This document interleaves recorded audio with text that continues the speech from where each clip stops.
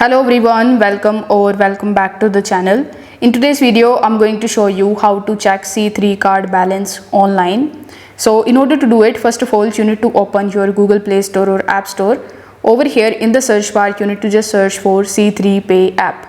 So once you have searched for this application, you just have to tap on the install button in order to download and install this application in your device successfully.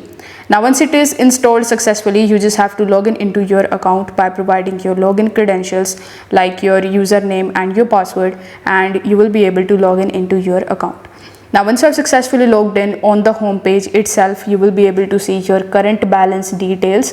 So as you can see over here on this page, the current balance is 6,347 AED. So this is how you can check your current balance of your C3 card. If this video helped you out, consider subscribing to the channel and liking the video. Thanks for watching.